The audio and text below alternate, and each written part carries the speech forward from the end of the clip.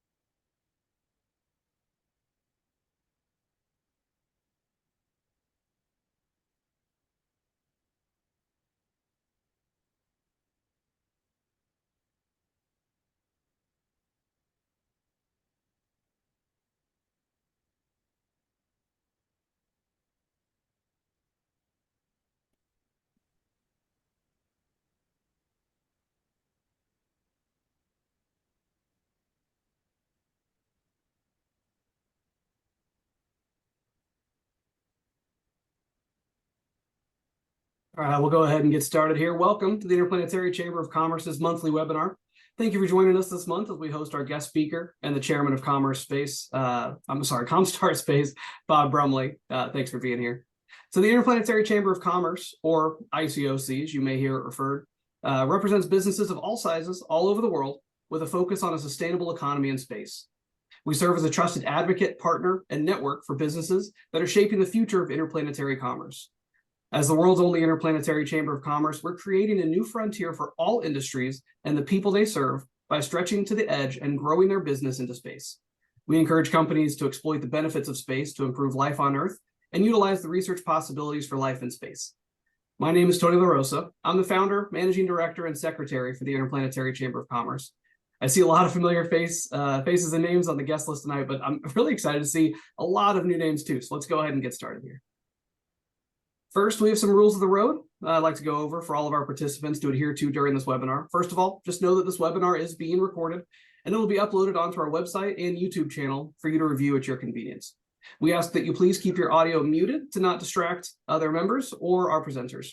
And finally, we ask that you hold your questions either until the end of each section or and use a virtual hand as well, or use the chat feature, and we'll be monitoring the chat, make sure that everybody's questions are answered. I'll start off this webinar discussing who we are, what we do at the Interplanetary Chamber of Commerce, such as our advocacy, our yellow page-like filing system called iChamberX, and environmental conservation. Then we'll discuss the additional services we offer. I'll show you some pricing packages and how to sign up for your free account. And then we'll move on to our guest speaker tonight, which is why I'm sure everyone's actually here, and then hopefully have some time at the end for some questions and or feedback. So first of all, the Interplanetary Chamber of Commerce is a 501c6, which allows us to focus on the private sector and nonprofits that operate in and for commercial space. All chambers of commerce are tied to geography, and since ours focuses on interplanetary space, we have various sub-chambers to better serve your company wherever it operates. The Interplanetary Chamber of Commerce is the parent organization to the Cislunar Chamber of Commerce, Lunar Chamber of Commerce, Martian Chamber of Commerce, and so on, ensuring your organization is seen and represented at all levels. Here's our taxonomy to better show how our organization operates on the geographical level. In the United States, there's city levels of Chamber of Commerce. Think Atlanta, Georgia. There's a county level, which would be Fulton County. State level Chamber of Commerce, which would be the Georgia Chamber of Commerce. Country level, which would be the United States Chamber of Commerce. And finally, there's the International Chamber of Commerce. The Interplanetary Chamber of Commerce focuses on the sustainable growth of commercial space, representing industries that aim to operate off Earth's surface, even if your organization is based on Earth. LEO, GEO, the Lagrange points, planets, moons, stars, asteroids, and everything on and in between all have subchambers of the Interplanetary Chamber of Commerce. Interstellar, intergalactic, Milky Way subchambers, those will all be formed as companies begin to operate there. Standing chambers of commerce will not be reporting to us, but instead we'll work together to ensure the growth of a sustainable commerce in space. For organizations that are not typically focused on space, you have a home here too. Think about commercial space stations, planetary bases, mining operations, satellites in between, etc. Structures will need restaurants, shopping, commercial services, and entertainment. Everything that's on Earth will need representation off Earth. Policies to protect satellites and their purposes operated in space, manufacturing, infrastructure, and any industry you can think of needs representation on and off Earth. The Interplanetary Chamber of Commerce lobbies on behalf of our customers and the commercial space industry as a whole. Our lobbyist meets with politicians who impact the growth of the commercial space industry by educating and advocating with governments around the world. They're currently working with the Commerce, Science, and Transportation Committee in the U.S. Senate, the Transportation Infrastructure Committee in the U.S. House of Representatives, and the Department of Industry, Science, Energy, and Resources within the Australian Parliament House. We represent your organization wherever you need. Our primary focus at the moment in the United States is Project Clarity, opening up funds from the bipartisan infrastructure package into the space industry, specifically our customers. In Australia, it's to open up the CRC grant process back to the space-based organization. The growth of our civilization includes the expansion of the capabilities, our capabilities, and commerce in space, and we're fighting to get that done. As part of any chamber of commerce, networking is vital to our growth and the growth of our commercial space industry. That's why we've created our directory, which is specifically focused on commercial space. It's called iChamberX. Think a yellow page-like system. This filing system provides contact information, services, partnership options, and more for space commerce companies to exploit. And finally, we work toward growing commerce in space while monitoring the environmental impacts space commerce creates. Our nonprofit focuses on the growth of environmentally friendly operations and projects on, under, and above Earth, all the way through our solar system and beyond. We're helping the commercial space industry grow while making sure that we preserve the natural state of our solar system and every planet in it, especially Earth, to prevent collapse due to human activities. The upcoming events include services, which will grow with us as we continue to grow. The Interplanetary Chamber of Commerce is just that. We're a chamber of commerce. Because of that, we offer these additional services and events. First of all, just know the ICoC is a self-regulated corporate governance, meaning we run as a democracy working for your business while the businesses involved tell us what they need, elect their own leaders, and get involved with the ICoC so we can all grow together. As your organization joins ours, if it hasn't already, we'll continue creating work groups within our specialty areas. This will also give you the opportunity to network more and truly help us in creating the type of organization you want. We'll begin holding annual conferences this year with a virtual conference. Dates will soon be announced, and networking events that will help us grow together. Our policy workshops focus on whatever policy issues you may have, along with briefing you on important policy updates that affect you. Through policy proposals, work groups, and advocacy, we make sure the policies are in place to benefit our members from the city level to the global level. We've partnered with the Space Intel Report, and a premium listing will include a discount on their services and more. Finally, we think it's important to build the legacy of your organization, and your legacy starts with legendary employees. We'll hold career fairs that will begin bringing the level of professionalism and innovation your company needs, and we'll be holding our first career fair in 2025. And before I move on, I want to make to the next section, I want to take this time to thank our sponsors for tonight and premium listing members. Our nonprofit organization only operates because of our members. Events like tonight would not be possible without organizations like Comstar Space Communications, Laserlight, Space for All, Proved Up, Explore Biologics, Offworld Biotech, Cloud INX, Space Debris DAO, Goldvisor, and our top sponsor at the Interplanetary Chamber of Commerce, Roswell Conservation. Now, Roswell Conservation is an environmental conservation organization that has been established to fund programs and staff grants. The initiative, as an existing organization, intends to expand its programs and staff additions by reshaping an economic system that services the oil, agriculture, and aerospace industries to protect and improve the ecosystem on Earth and in space. To kickstart their expansion programs, they seek to raise funds to give grants to conservation, biotech startups, companies, and agricultural operators. Roseville Conservation is a 501c3 that was founded in 2021 by a fourth-generation cattle ranching family in Northeast Montana in order to protect the ecosystems, habitat, and history preserved here by the local families. They currently have protected over 10,000 acres of land. So thank you for your dedication to environmental conservation and for supporting and believing in the Interplanetary Chamber of Commerce. And please check them out at rosevilleconservation.com. We've made the enrollment process cheap and easy, with future growth tied into even more benefits. The most basic way to get involved with the Interplanetary Chamber of Commerce is by signing your organization up for our iChamberX directory. This can be accomplished on the iChamberX.com website. Once you're there, you'll have the opportunity to list your organization for free or create a premium listing. These two options will allow you to access all the ICoC resources and access to the quarterly meetings and policy briefs. The premium listing will automatically highlight your organization, placing you at the top of your subgroup on iChamberX. You'll also receive tailored networking events discounted on partner services like the Space Intel Report and advertising through the ICoC, such as tonight's webinar, as you saw. You'll also have access to the Interplanetary Financial Services, our in-house financial work group. It will also grandfather your price point for the following year when even more business services will be available. And I'll now quickly go over the sign-up procedure for those who are interested before we move to our guest speaker. I'll make it quick. When you first enter the iChamberX website, you'll see the register button in the top right corner. You must be registered to create a listing. To register, it will ask you for your name, username, email, and password. Make sure you use a good contact email for your organization, because that's the email address we'll send our monthly emails and invites to for our networking events, conferences, and more. After you register your account, log in, then click join. After you hit the join button, it will again ask you for information, but this time it'll ask you about the type of listing, free or premium, and then information on your company's listing on iChamberX. Fill out the required boxes and any additional information you'd like to share in your post. At the end, you'll hit the submit listing button, and your company is now posted on our website. There's also a create opportunity button for your organization to create a job listing, opportunity, event, etc. Make sure to keep an eye out for emails from us. We're not going to spam you, and we'll only send you emails pertinent to meetings and events or anything involving your account in particular.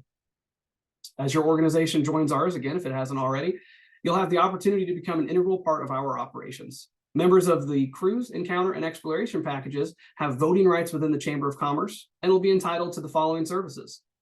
These annual prices include access to our virtual conference this year and our in-person conference starting in 2025.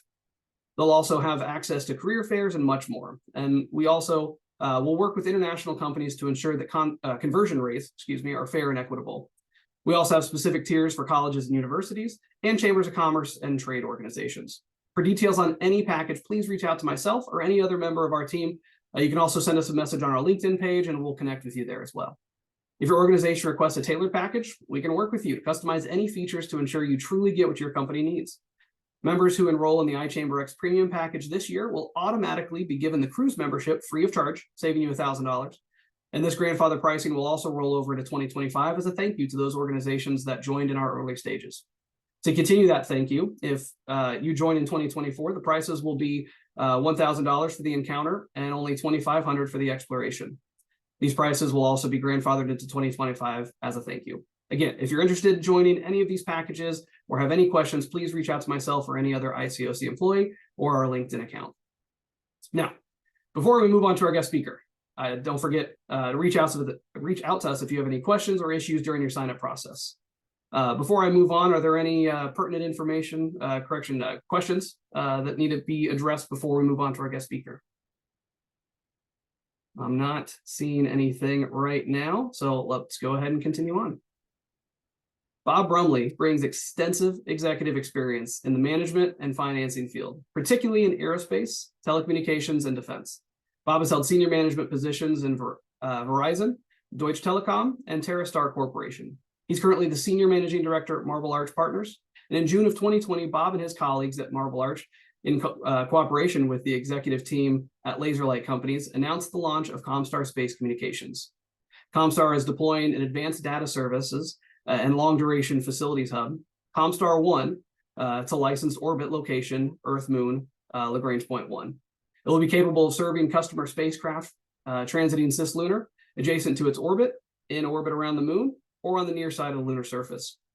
Comstar 1 is being designed in cooperation with Alania Space to serve as a hybrid communication satellite, RF and laser optics with significant license spectrum and significant onboard capabilities, including cloud management services such as lunar compute, and the largest scale supplier of SWAP as a service to commercial, civil, science, and commercial customers.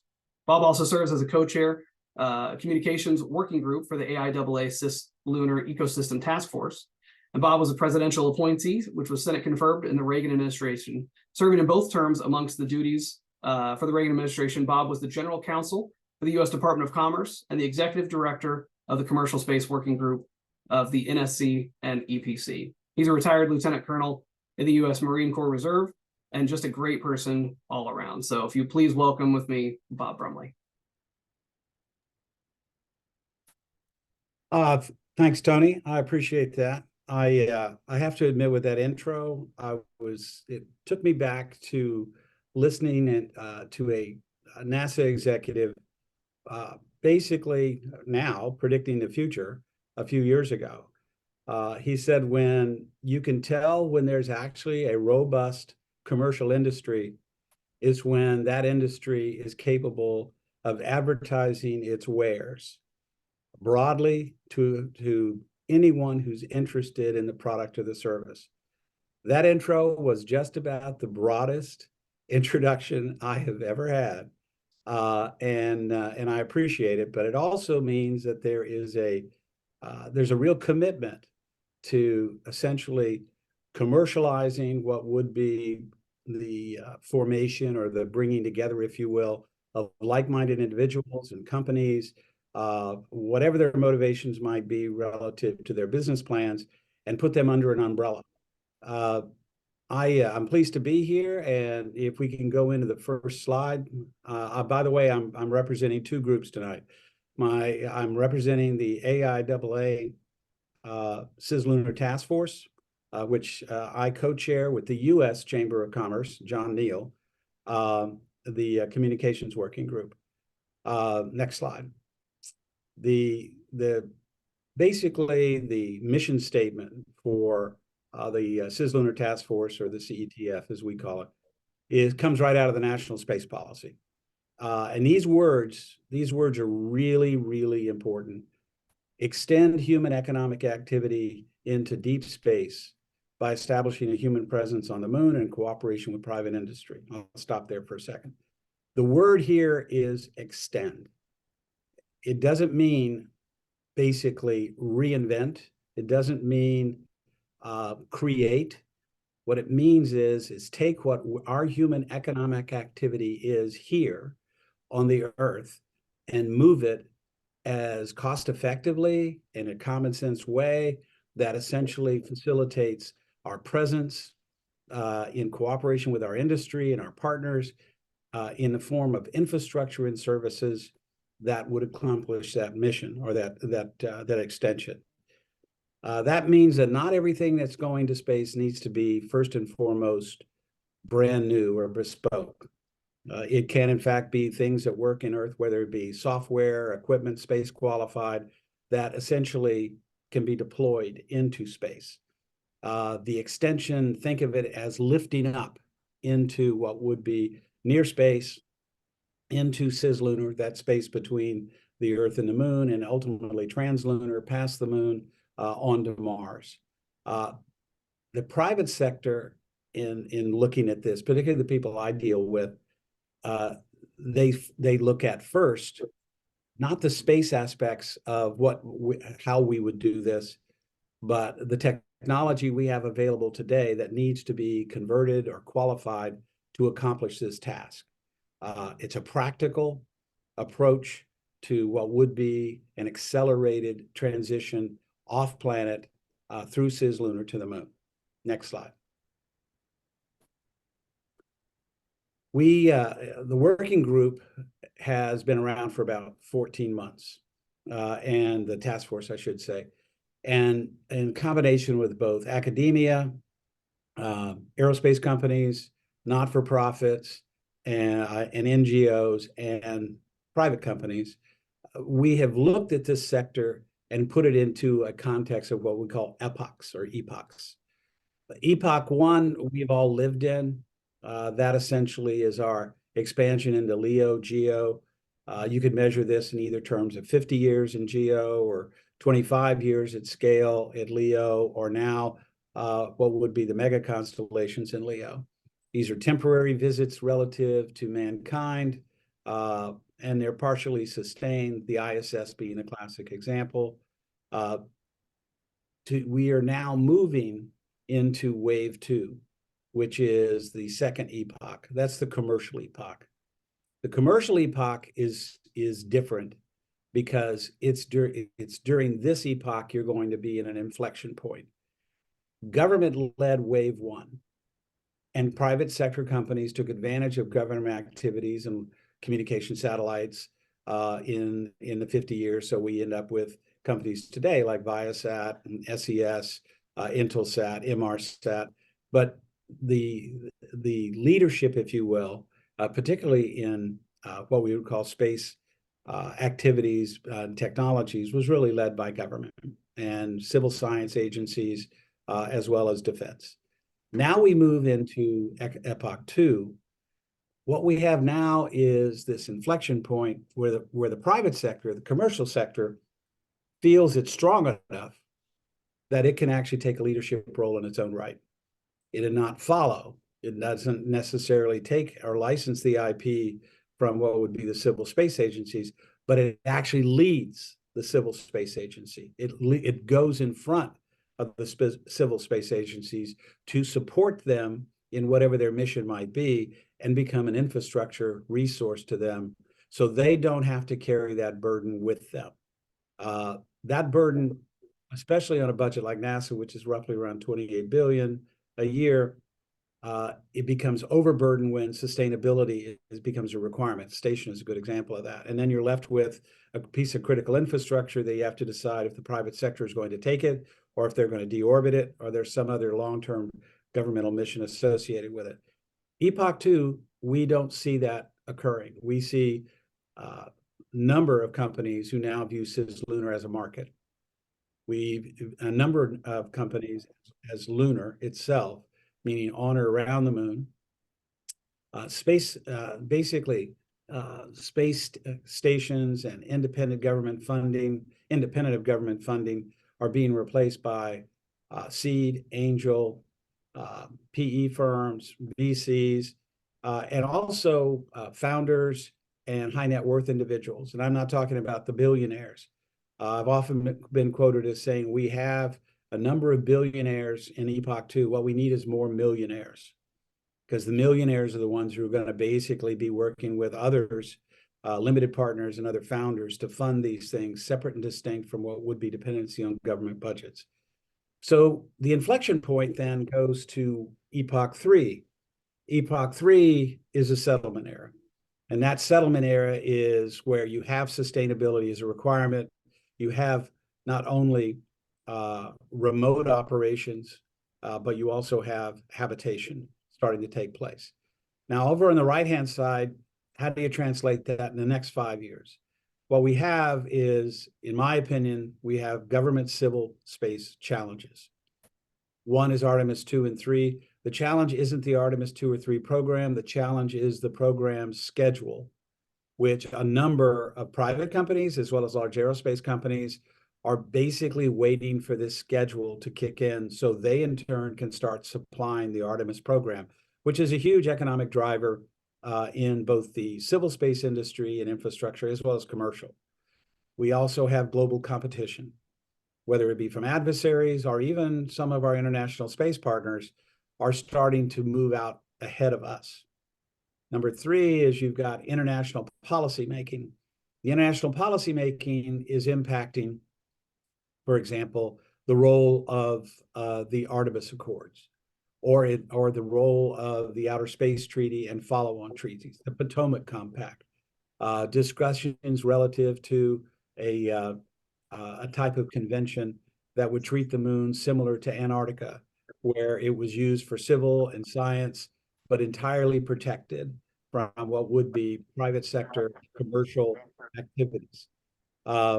Legal regimes that follow that are international regimes that would appear to try to create new regimens, new ways of conducting business that happen to be unique to this sector or this domain. The flip side of that is how the commercial side sees it. The commercial side sees ecosystem deployment in advance of government programs. If Artemis is delayed, the commercial sector has an opportunity to fill that void and be ready for business when Artemis comes forward. This is an opportunity in the next 5 years. It's not a problem. And in fact, is one that people are starting to recognize that if I get there first, and I get there basically, and I'm capable of delivering the service that either our civil space programs or our defense programs are delivering, I should have a really good opportunity and be well positioned to be a commercial provider. Even the commercial space policy of the U.S. states specifically that if the private sector either intends or has deployed technology or hardware capable of providing goods and services to NASA, for example, NASA would be precluded from deploying competing infrastructure. Firstis really runs that market, and it does benefit NASA because NASA doesn't have to carry all that infrastructure on their books. Next is global private partnerships. These are starting to proliferate in part because of the international policy making and legal regimes. It is interesting to see companies forming subsidiary or sister companies in other markets. Luxembourg is a good example, registering for spectrum, for example, through Isle of Man. There's other registrations that are going on in other markets around the world. These global private partnerships are finding what would be a sympathetic regulatory environment. They're also finding a sympathetic investment environment because the second tier participants in these markets, government and their financial community, don't want to be left behind.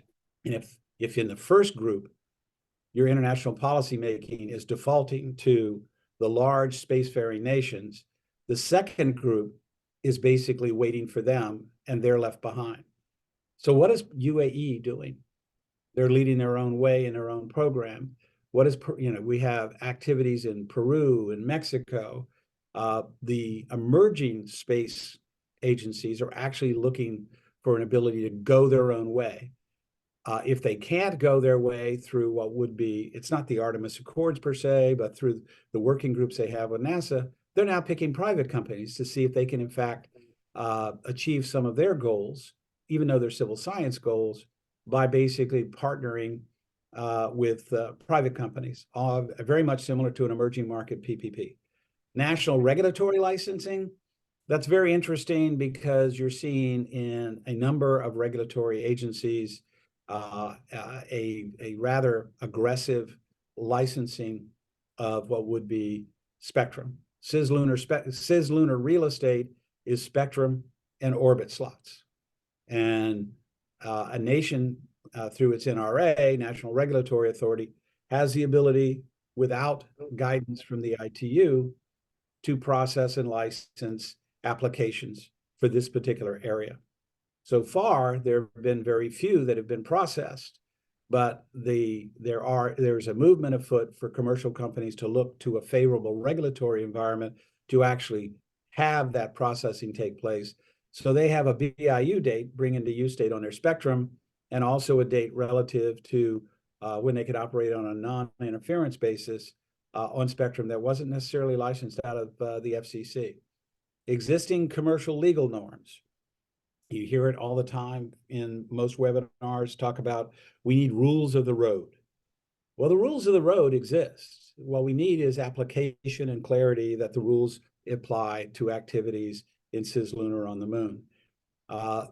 As long as a nation state has a responsibility to license a spacecraft, and like a ship, that spacecraft is transiting to the moon, it carries its national identity with it, which includes its commercial legal norms.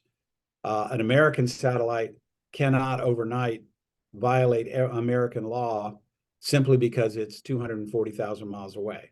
It doesn't work that way. How do we take all these different legal norms of these different laws that apply to these commercial spacecraft and put them under some kind of a regime? Well, we have that too. That regime happens to be a thing called the World Trade Organization. It also is the International Chamber of Commerce, which has a number of like Incoterms that govern shipment of goods abroad, in this case, into space. The analogies are not just analogies, they're basic facts. Contracts are done in the United States or in Europe, they're enforceable in the country they're performed or executed in, and the service delivery is, even if it's in space, still comes back to the fact that somebody bought a good, bought a service, and paid for it and expect it to be delivered on time. If not, then there's access to dispute resolution of the courts. That all exists. So if you have all that in 24 to 29, and government is in a pause as it organizes itself and its budgets and also its programs catch up, this 5-year opportunity is ICoC 2. Next slide. The cislunar marketplace is basically defined, as it shows in this chart, fundamental market essentials. You have to, first of all, validate whether or not there's demand for whatever you want to do in that sector. You have to seek capital, public and private. You have to have an infrastructure that is not a single system that goes back and is totally dependent on the infrastructure on the Earth, but in fact is meshed as an ecosystem where essentially spacecraft can not only talk direct to the Earth or direct to the moon, but can also talk to other spacecraft. That is the major difference between government systems and private systems. Private systems that save money and build efficiency, they network.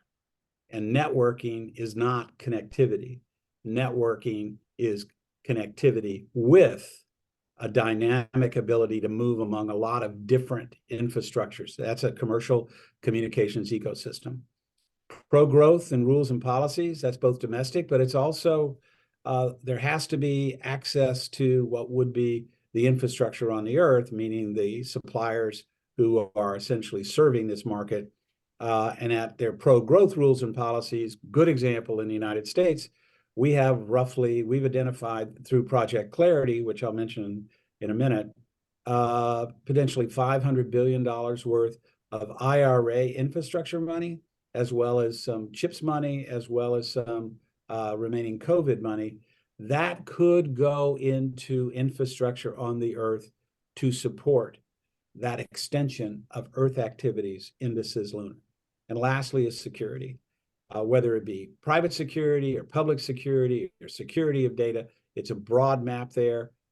We all focus on Space Force, but there's also just the security of what you're transmitting, particularly in comms, or what you're transporting, or what you actually have deployed. Given some of the adversaries, essentially like the idea of basically coming up close to other infrastructure to basically check it out. What we need now then is take all those above and create a dynamic, mutually supporting ecosystem. The easy way to define a mutually supporting ecosystem is I buy from you, you buy from me. I being a comms company, you being basically an OTV company, I'd like you to bring payloads to my hosting facility, or you're a space manufacturing company where you need onboard compute within under 200 milliseconds. My comms company can provide that service. You in turn can provide what would be a docking capability for the OTV, which can provide to me hosted payloads. Those all marry up very nicely. If, however, you don't have a networking plan of mutually supporting services and hardware, you're all by yourself. Or else your customer is on the Earth that essentially is you're managing this from the Earth, and you're also economic benefit is on the Earth, and you can't scale. The key to networking is also scaling. So where does that leave us in what we call the 3 pillars here?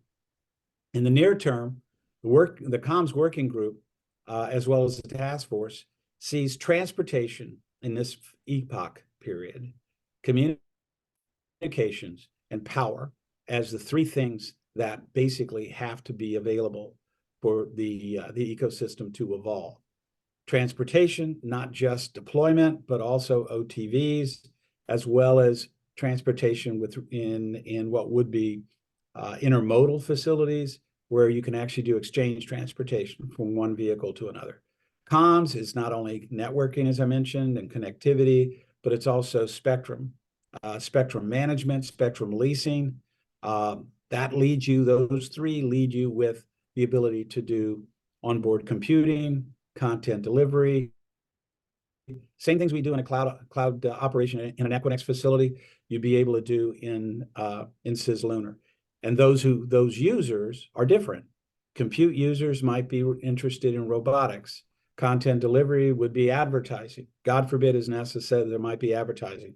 Advertising coming from the lunar surface back to Earth, or else there would be, I think even NASA 2 weeks ago, bless their heart, put the laser feed that they had coming from, I want to say it's from a close deep space, came back and they ran a CAD video over it.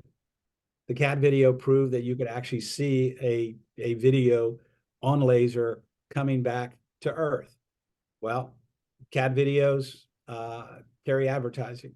Advertising makes money. That pays for your optical equipment, that pays for your launch. Yes, you're going to see advertising because advertising pays for basically the service that you happen to be providing if it's visual and it's being deployed to an interesting audience. With the power side, this is really key here because you can get there, you can communicate, but you can't sustain without power. And we all know that the lunar surface power is one where we have lunar night challenges and battery life.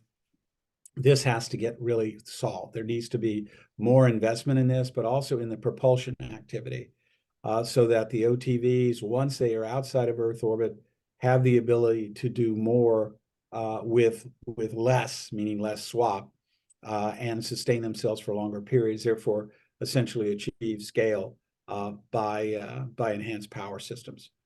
You do all those three, and then you have the ability to pull up logistics hubs.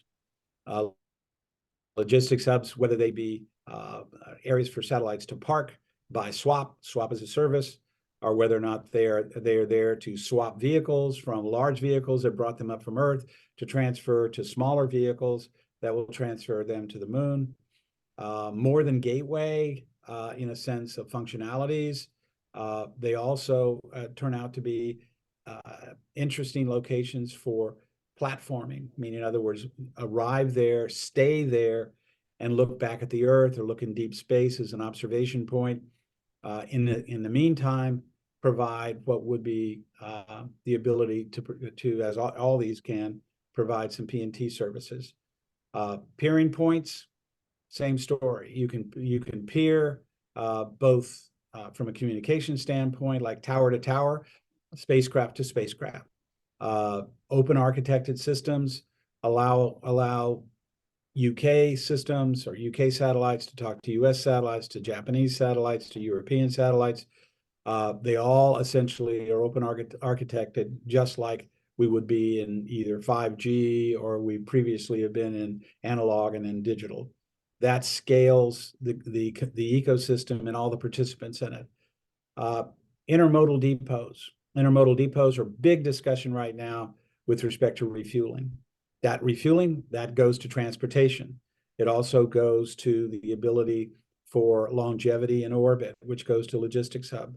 Shared infrastructure, hosting payloads, reusable payload bays, essentially a version of logistics hubs and peering points where it's like a carrier hotel, or in this case, a Cislunar hotel that can accommodate in a sort of an Amazon standard box what would be a payload that slides in, connects, plugs and plays, if you will, for its purpose mission. And when that mission is completed, an OTV will withdraw it and put in another one that may have a completely different mission.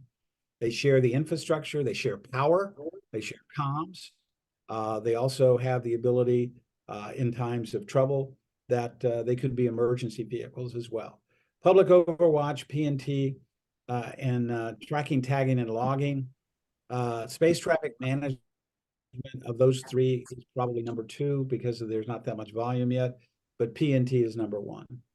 That PNT, you got to have the ability to not only transport, but know where you're going, and communications can facilitate the PNT. TTNL is a security element, tracking, tagging, and logging. It would be nice through infrared and other means to be able to see who's transiting cislunar, both between the Earth and the moon, but translunar behind the moon, and particularly what activities are occurring on the backs of the far side of the moon. Next slide. That is the work of the working group. We are open to any company or individual who wants to participate. We have weekly, and depending on the working group structure, there are 12 working groups. They cover everything that I just went through: infrastructure, habitation, regulatory, finance, comms, transportation, and a number of people who participate in this, and we've got well over 100 and some companies that participate. They go to multiple working groups. Not only that, is that the working groups have reached out to NASA as well as other government agencies, and they have sent, and there are people who have been attending. I have, not necessarily NASA, but Treasury Department, OMB, Space Council, and others are very interested in these working groups because it gives them fresh looks, fresh ideas. These are not coming together under a government program. They're coming together out of mutual interest. That's a strong motivation. Now, the next slide is a use case, and I'll do this fairly quickly. The company that I'm affiliated with, I'm chairman of Comstar Space. What I'm going to show you in the next 3 slides is very quick. And the reason is I want to get kind of a feel. The infrastructure I just spent 20 minutes talking about implies that you've got the ability to communicate from the Earth to the moon as simply, and from the moon to the Earth, as simply as you'd communicate from London to Paris or New York or Tokyo. It's the same system, the same architecture, the same protocols. We do not have to invent a new internet. We do not have to invent new protocols. If you have protocols and you want to broadcast and say IP, you choose to do so. The software exists already. If you have security protocols like CCSDS, you can choose to between your units. You have the capability of doing that. If you want to stay a closed architected system and you don't want a network, you only want to communicate in terms of connectivity between specialized systems, either for proprietary reasons or security reasons, you can do that because we do it down here anyway. So doing it between the Earth and the moon through an infrastructure looks more like a communications infrastructure that essentially is going one way and another way with a lot of cross connects. So the first slide, the next slide, starts, first of all, the problem with infrastructure is swap. That's the big challenge. And if there are engineers on the call, they know the trade arguments about swap break up marriages. It is really, really a tough thing. It impacts everybody. It is one of these things that the government doesn't have a secret, and neither does commercial. You have to deal with space, weight, and power. What's the infrastructure? What's its cost? What's its performance? What's its use cases? They're all trades to swap. So if you want to go big, big, big, then that big beyond the cost of price per pound of space to get into a lunar orbit, you also are sacrificing what would be taking that down to what am I trading off?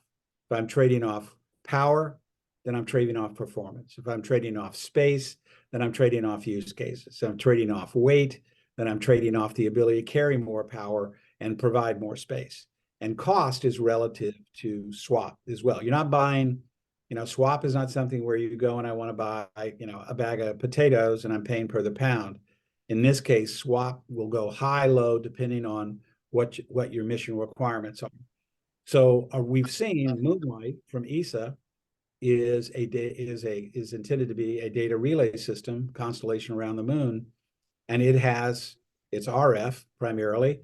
I don't believe it's going to be carrying optical unless they change the design. And swap for it would be basically smaller satellites. Now, you're 239,000 miles from the Earth. If you go DTE, direct to Earth, your swap is going to impact the quality and the throughput of the signal that you send to the Earth. Now, if you're only doing connectivity, kilobits, maybe small megabits. But if you're basically doing streaming video, you're doing high content data packets, or worse, you're trying to do robotics real time, you don't have enough capacity. So you have to get bigger. SWAP now says to accomplish that task, you got to get bigger.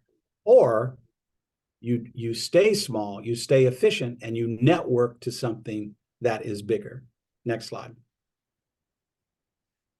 The cislunar sea is this area between the Earth and the Moon. This is where it's all going to happen between what would be the Earth and the near side of the Moon. I don't talk about the far side of the Moon yet.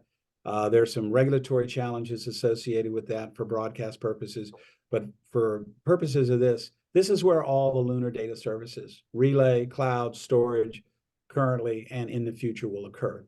We used to call this the cislunar sea because it's like a sea. It's sort of a three-dimensional area that you in fact, somebody who's in submarines would understand this more than even somebody who's on a surface craft. The data services infrastructure then has to be efficient and also capable of an ecosystem, multi-use. So in commercial, it would have to have the characteristics of being open architected, meaning you have the ability to connect to it without any particular access beyond what would be the network interfaces. Always on, always available.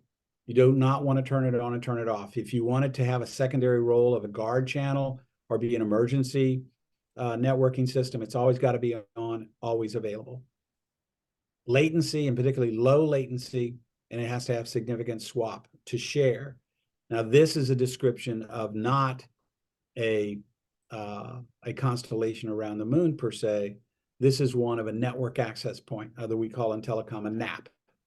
And a NAP is one where everybody comes to that and they pass through, and they're relayed to someplace else or somebody else. Next slide. Comstar happens to be designed as a NAP.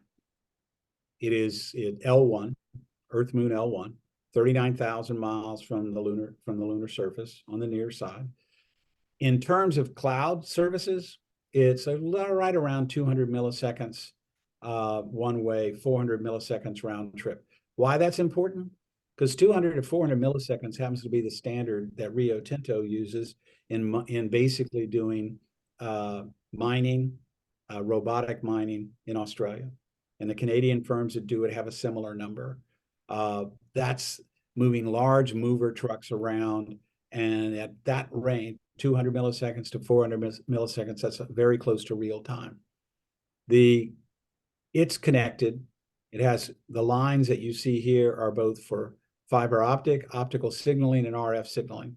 Obviously, there's no optical cable that is running to the Moon, maybe across the Moon, but not to the Moon. So what it really is optical signal from a base station on the Moon back to Comstar or an orbiting constellation.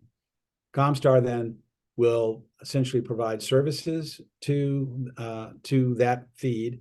It in turn will connect to the laser light Halo network. Next slide. So moving back one, the Halo network essentially will take that signaling and either be optical, or it can go directly RF to ground stations on the Earth. But the difference is Comstar's got enough swap that it can buffer and rebroadcast the optical signal, and it also can buffer and rebroadcast the RF signal with greater power than the smaller swap systems could do. Next slide. Following that path, you see distribution around the Earth, whether it be to ground stations, or it be to other satellites, or it be to what we call the global grid.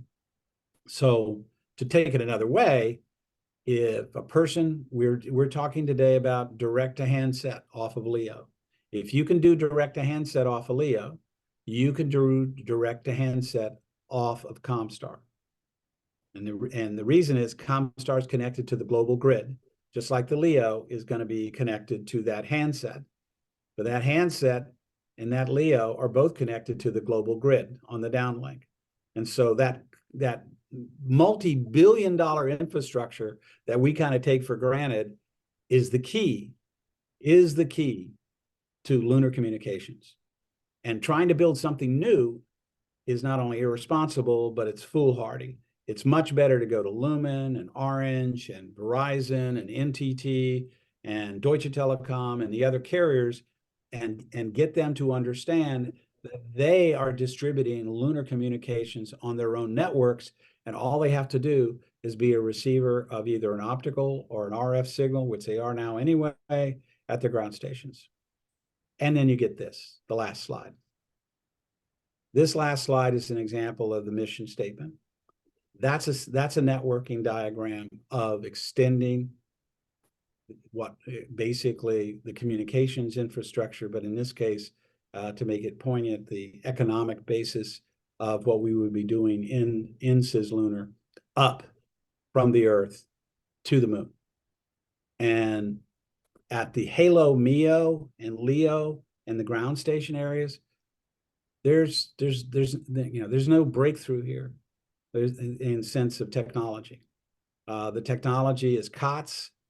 Data centers are COTS, ground networks are COTS, software is not necessarily COTS, but software is written for certain missions, and Comstar's COTS satellite, and other Comstar-like satellites, such as Crescent and Parsec and Quantum Space, other companies that are basically building something similar to this, or data centers like Lone Star, which is traveling to the moon here in a couple of weeks with Intuitive Machines. Those companies are doing the same. They are lifting up what we're doing on the Earth. They're building something that makes good commercial sense, that has an ecosystem that we can all connect with and tap back into this last segment. Next slide. Thank you very much, folks. Questions? Yeah, Bob, thank you very much. Looks like we might have one in the chat here. Let's see, from Rhett. Let's see.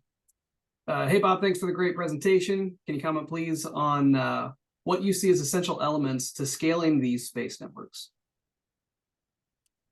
The transportation, communications, and power. So to hit scale, you got to hit all three. Price per pound of space needs to come down, which means there needs to be a proliferation of more launch vehicles of different classes, which means there needs to be more launch facilities, infrastructure. That's probably one of the most critical things we need to address, particularly in the US, that the Cape particularly is aging. A lot of the pads are 1960s and 70s. They need to be upgraded. And if you're going to upgrade them, what's the difference between a spaceport, a seaport, and an airport? Except for functionality, in terms of hardware and infrastructure, nothing. It's cement, steel wire rod, buildings to deploy a certain purpose. So on transportation, we need to make a priority out of improving the infrastructure we have. On communications, I spent more time on that, but basically more people deploying more satellites of different mission sizes and bases in order to first, I'm going to throw a small sat up and I'm going to connect with another small sat. Then I have a mission I want to run. I'm going to run that mission. I still have another 2 years of useful life. I'm not going to deorbit it. I'm going to put it over here. I'm going to turn it into basically a node. And I'm going to reuse it. And I'm going to get paid for that. On power, that's the granddaddy of them all. There needs to be, if someone can solve the solution of what would be the most efficient power source for propulsion, other than using fossil fuels and other forms of variations off of fossil fuel, that and turn what would be cislunar into a staging intermodal peering point or logistic hub. That will, I'm going to get in trouble saying this, but it's what I believe. When you have more propulsion independently in cislunar, you don't need the big rockets anymore. I think that's great.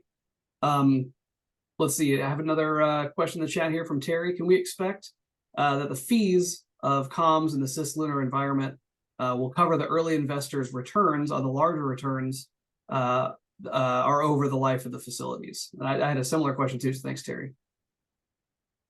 Yeah, I mean, first of all, you want to be pre-subscribing your services, and that pre-subscription would have fees to be paid upon service delivery, not something that you would get beforehand. You'd basically go finance off a creditworthy buyer what those fees would be. If you are a one-trick pony and you do one thing and that's all you invest in, remember swap, then your fees are going to be limited and you can't scale. If you can basically create more value out of different missions on the single CapEx investment you make, then you can scale. And the art form here is, it's not rocket science, it's COTS. How many things can you do with that technology?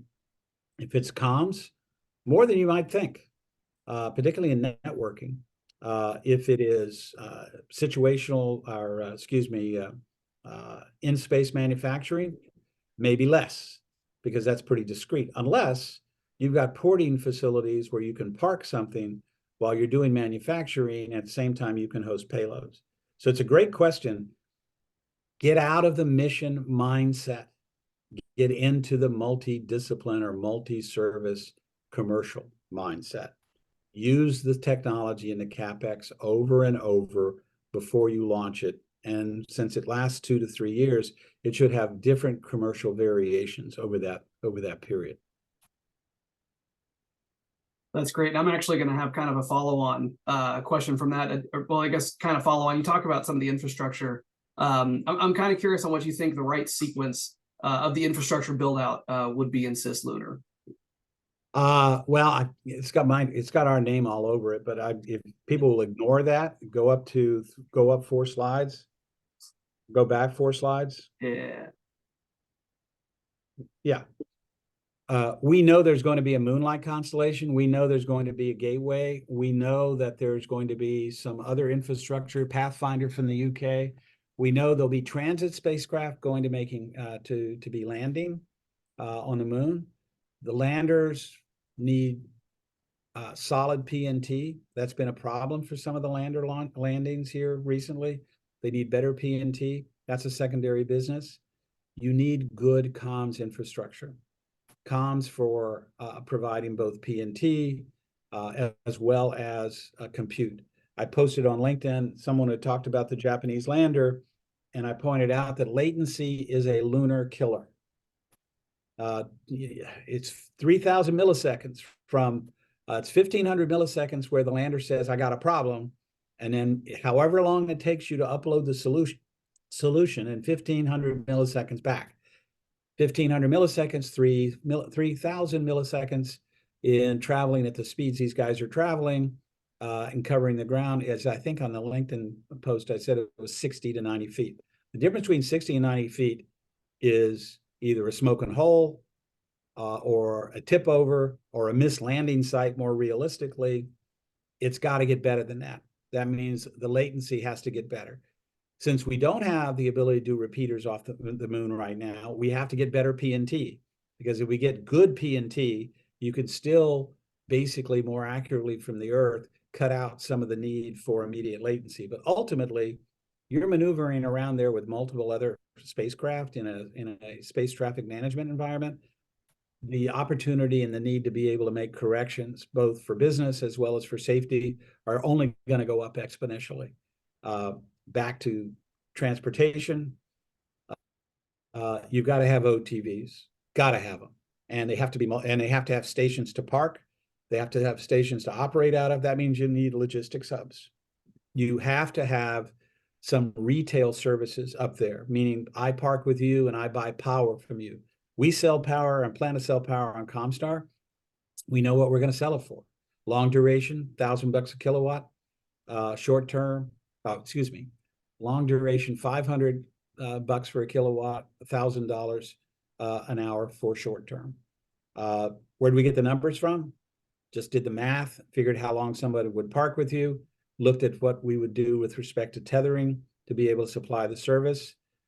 That's using a ComSat infrastructure for something else like a fueling station. Lastly, I've been accused of being glib about this, but it's really true. Gas stations don't make money. Gas stations that actually sell Funyuns and Fritos and hot dogs in addition to gas make money. You got to be like that. Absolutely. And I know we're a little over time, but I do have one more question, Bob. I've run into you a couple of times. And full disclosure, I am currently the lobbyist for the Interplanetary Chamber of Commerce. I've run into you a handful of times now. Down in DC. Seriously, What's you're that? the lobbyist? Go ahead. That's Go ahead. yeah, that's me, the lobbyist. Yeah, that's why you get to see me so much down in DC. But I am curious with the Project Clarity stuff that we've been talking about. What do you think the current administration could do to kind of help the cislunar development kind of come to play? Well, for all the good soldiers who've stayed here listening to this whole thing, let me end on clarity. Clarity, in my opinion, is the most significant thing that President Biden could do for the commercial space industry. It is equal to, maybe even greater than, Ronald Reagan's decision to assign NSDD 144 and remove commercial payloads off the shuttle to create a commercial space transportation system. That was a huge act by the president, President Reagan, but people don't realize he also did one other thing when he did that. He canceled 88 launch manifests that were commercial, that NASA had manifested. So he not only set the policy framework to create a market, he created a market by moving 88 payloads into the marketplace. Majority of them went to Ariane, to the French. And the president knew that was going to happen and felt that American firms could catch up. In this case, what President Biden could do through his Office of Management and Budget is issue an OMB circular. An OMB circular, for those of you guys who don't understand the game in DC, it essentially is a way for the Office of Management and Budget to talk to all departments and agencies about how to manage their programs. And so it is a way of giving either advice or instruction or new definitions relative to regulatory changes or policy changes.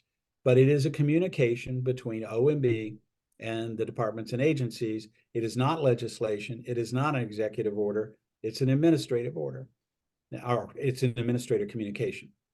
In the circular process, all OMB needs to do is say, unless space as a domain is specifically excluded out of a grant program or a federal loan program, then it may be considered. If they sign that circular, which is only 2 or 3 sentences long, only has to be approved by the director and the Office of Legal Counsel over at the White House.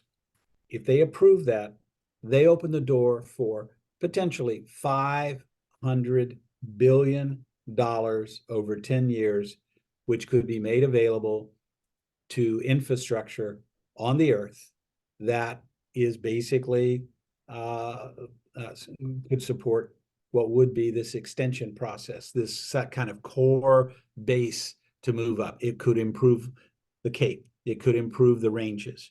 It could improve a variety of infrastructures for tracking systems, Earth stations. And it could do it in a way that as that base is set, then companies like ours will have more locations to be able to connect to. Now, what's the definition of economic development in this country, and has been since the New Deal, is money, government taxpayer money can be spent in a public purpose that benefits the public in general and stimulates local employment. So if you are improving the Florida, Spaceport Florida, you're obviously benefiting the local construction firms, but also it's a public purpose because it's the public, as not only the government, civil science, military, but also the private sector that uses those facilities. They have to pay some kind of access fees. The community wins because that spend, according to the McGuire report, turns over in that community 3 times of whatever the spend is. Basic economic development. So in a nutshell, What Clarity does, it takes basic economic development from the Roosevelt administration, the New Deal, that has been in our government ever since, including President Obama mentioned it. He said, remember, he told that guy, you didn't build that, we did. You got the benefit of it and you didn't have to pay for it. That's economic development infrastructure. It takes that policy and it makes it very clear that if space is not expressly excluded, then you can consider it as part of an economic development program. Huge, out of the park, no comparison. I agree, and you and I could talk about all that all day long. Because I know that you do it more than I do. We definitely talk about it a decent amount. So I'll end it there. But I do want to thank you, Bob, for everything. The presentation, always great just getting to talk to you. And thank you everybody for getting to join us on this February webinar. We invite you, please join us at the Edge where we explore what's beyond. We hope to see you at the next webinar, which will be taking place. It's every first Tuesday of the month. So I believe it is March 1st. I'm sorry, March, I think 5th for next month. So thank you everybody who was able to make it out. If you have any questions that we didn't get to answer, or if you'd like to reach out to somebody on the Interplanetary Chamber of Commerce's LinkedIn page or email or whatnot, please feel free to do so. And we will definitely be in contact soon. Thank you guys. And I hope everyone Take care. has a great night. Thanks. I really appreciate you, man. Sure.